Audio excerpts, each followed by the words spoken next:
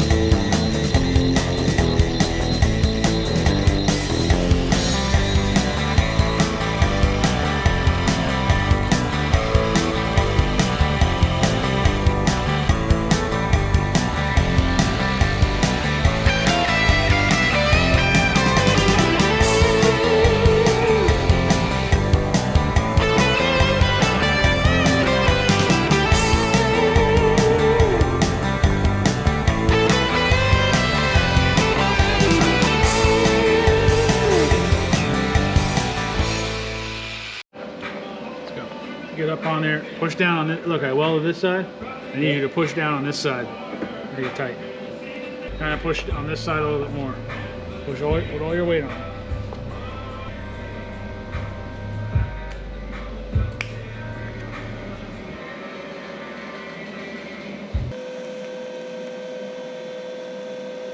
I'll tell you when to turn. You're going to turn toward you, okay? Toward me? Yep.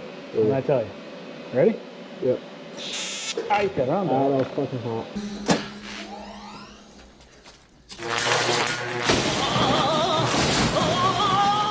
Did it zap you? Yeah.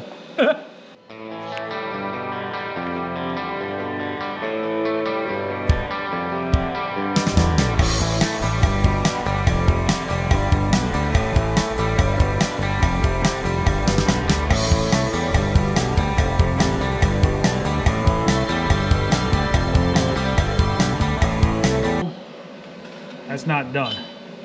Just so you know, that's what they call, that's a root pass. That's sealed everything. There won't be any leaks that way.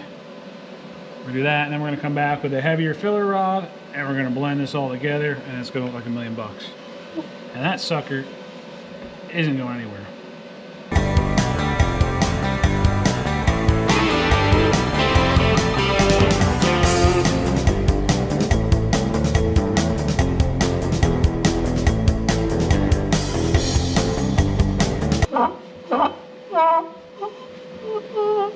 I don't see any cracks. Everything looks perfect. All right, we're gonna go ahead and throw a little bit heavier filler wire in here and fill this gap in. This little canal we have here. We've got a great root pass. There's no chance of any leak there. I mean, that thing welded up solid as rock. We're gonna fill this little bridge in here, this little canal in, and we'll be done with welding these, and then we'll show you how we line everything up in the rear to find the width off of the centering plate here.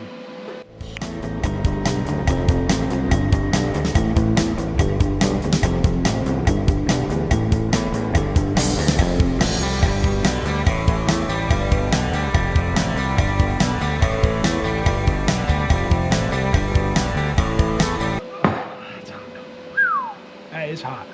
All right, I think anybody be happy with that, the way that turned out.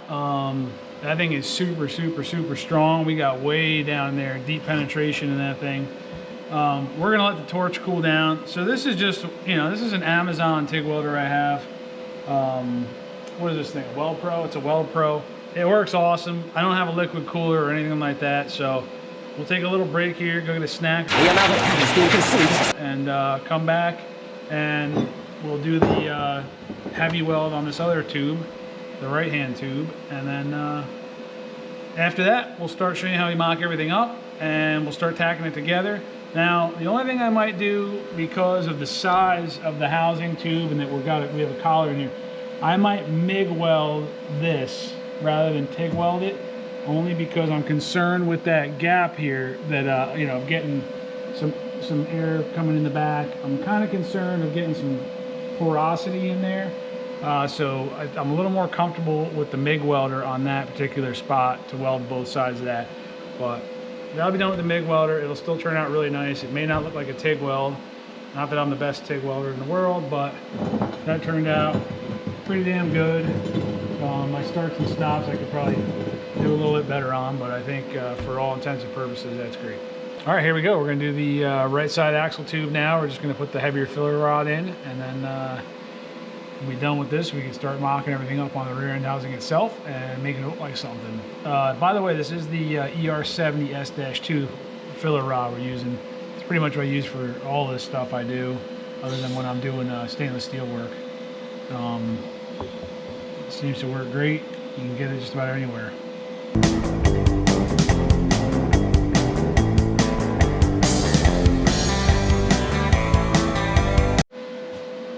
So that's the second one.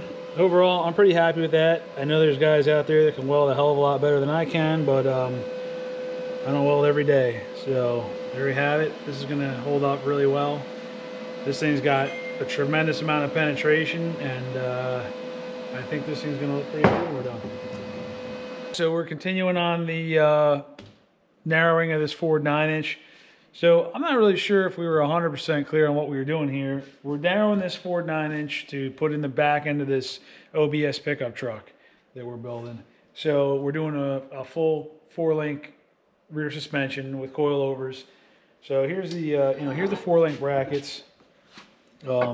Just a tip: don't forget to put your 4-link brackets on before you weld everything up. That would be a disaster, and you'd be cutting everything back apart, or cutting your brackets. That would be bad. So just keep in mind, keep your brackets on the tube before you start welding everything. So we're at the point, we've got our housing ends welded on. We've got our, I'm just going to call these our alignment pucks. These here, this comes with the kit to do the alignment of this entire housing to the axles. So what happens is you put these two adapters on the ends. We've got a solid bar tube that is, or a solid metal bar here that is going to slide through from both ends. And then what you do is you get a, I don't know, in this case we just have a used small forward center section, just a throwaway really, that we're going to drop on, and your bar is going to pass all the way through both axle housing ends as well as your center section, so that everything is 100% aligned when you put your axles in. This is what keeps your bearings from getting wiped out and all that, which is really very important. You know, I don't really know how else you would do this if you didn't have this tool. I'm sure that you could get relatively close, but I would never try it. If I was doing this, this is the only way I would do it, is to have some kind of an alignment fixture, a jig, some way of lining up these ends of the housing to the center of the housing so that everything is true. Because the last thing you want to do is have things coming apart. Maybe for a dedicated trailer queen drag car, just getting it close would be good enough, but I'm not taking that chance. This is the right way to do it. We've got this whole thing situated. We're going to get to line this thing up and get welding. So we kind of jumped ahead here, but we're not going to go and tear everything back apart. We've got all of our alignment spacers and everything in place. We've got the solid rod through. Everything moves real nice, as you can see. See how that, I'm able to spin that? I don't know if you could tell, but I'm able to spin that shaft, and everything is bolted in. Everything's where it belongs, which means we're ready to actually weld these axle tubes into the housing. Everything is nice and perfectly aligned right now. What we're going to do is we're going to weld this in what we'll call quarters. I'm going to tack it in 4 spots on each axle tube. Then we'll come around and we'll give a little bit more of a weld in 4 spots in between that on each tube. And then along the way, we're going to make sure that this bar is still turning. So we're going to work our way up to a full bead around this whole housing and make this thing solid as a rock. You ready there, you baloney biter? Oh yeah. Here goes.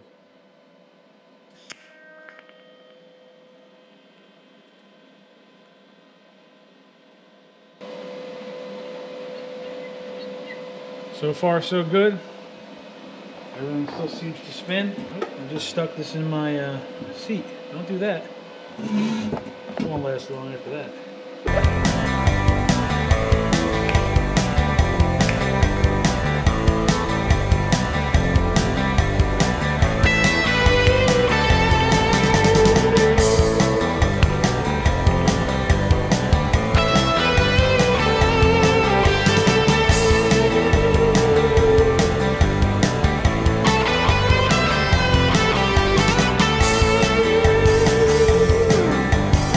So we'll just do a little overview before we really get carried away welding on the rear.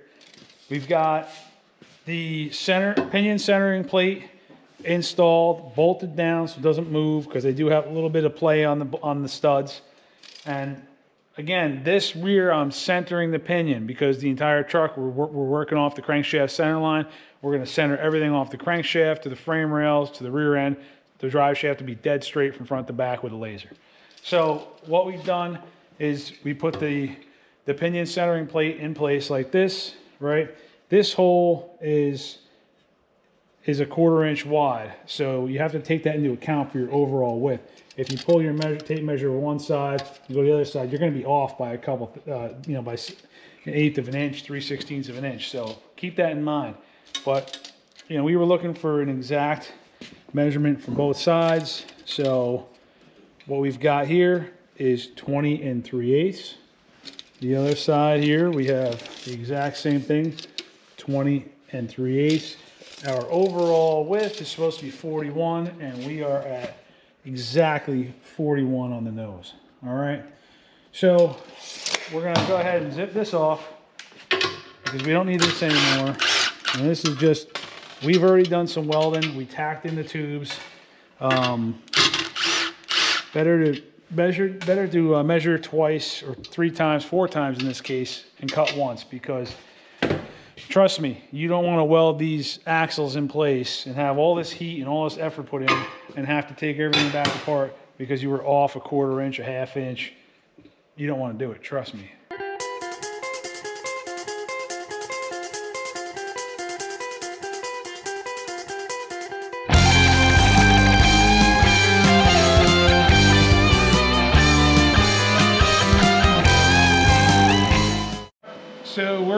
done with the root pass here. We just connected everything in quarters, you know, top, bottom, front, back, and then spin it, and then do everything, you know, right next to where you just were.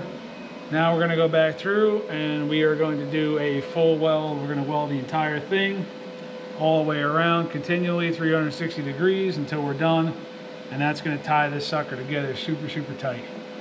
So see how it turns out. See if my welding torch can keep up. This little CK Worldwide welding gun, I don't know if it's got what it takes to do this. This thing might melt.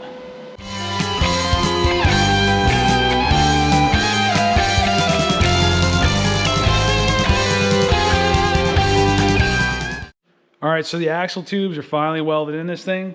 We've got our final passes are all done on here. We've got excellent penetration.